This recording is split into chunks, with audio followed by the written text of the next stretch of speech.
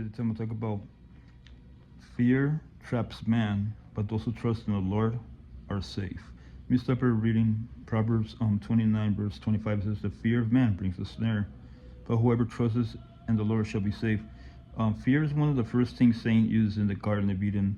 When Adam and Eve ate from the tree of good and evil, knowledge of good and evil, they tried to hid from God. They first sowed fig leaves, and then they hid from God in the bushes. That was fear, because, and then God told them, who told you we're naked? Because they were innocent, but that's what Satan does. That's he puts fear in people's hearts. That's what he does. Not to mention the C-19 and the pandemic, and right now, with this WER and other things they're talking about, right? And then talking about another pandemic that's coming. But it says right here, brings a snare. A snare is like a trap. It could mean for many things, but it's talking about, if you've been to the forest before and have you made a trap before, one of those original traps, you get a box and then you put a stick on the top and a rope, and you're far away, and then you tie your string to the stick, and you put the foot under the box, and then if you see a rabbit or another animal, you just pull it and you catch it. That's a snare. That's what happened, during C-19, during the pandemic. People got caught like an animal in a snare. And that's what happened, and that's what's happening today. Saying there's like over 300 phobias in the world. It's pretty interesting, huh? But that's what Satan does. He uses fear, especially other things, that he does. But it says right here, whoever trusts in the Lord shall be safe. If you trust in God, you're gonna be safe. Does that mean he allows things in our life to happen? Yes, he does.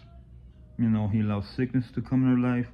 He allows the death of a loved one come in our life. He allows us to lose our job. He allows things like that to happen.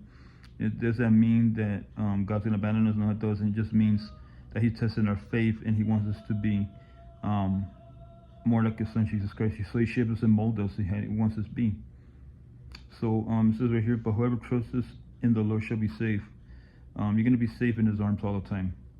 You're not going to have any fear in your heart, or anything, like the world does, but what's coming next in this world is going to bring fear in people's heart.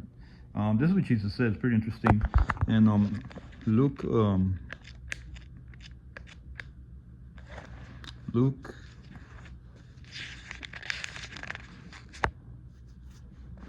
21. This is what he says. Jesus says this in Luke 21, verse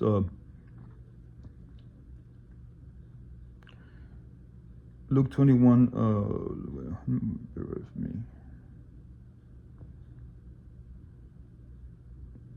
Let me see. I don't like when I lose it. Passage, but oh, there you go. Okay, here's right here. Thanks, Lord. It says, Luke 21, verse 25 to 28 says, and there shall be signs in the sun and in the moon and the stars and the earth, distressing of nations and perplexity, and the sea and the waves roaring, the men's hearts failing them from fear and expectation of those things which are coming upon the earth. For the powers of the heavens shall be shaken. Then they will see the Son of Man coming in a cloud with power and great glory. Now when these things begin to happen, look up, lift up your head, because your redemption draws near. So right here is teaching us, before he returns, there's going to be fearful things happening in this world. So, you should have no fear at all, but trusting in the Lord, like it says right there, you be safe. And it reminds me of what says in Proverbs, chapter 3, verses 5 to 6, trust the Lord with all your heart, leaning on your understanding, and always acknowledge him, he should direct your paths. So we have to trust in God, whatever matters happen in our life or this world, and not be like the animal gets ensnared with fear that comes from Satan. So I want to leave you today to think about. God bless you.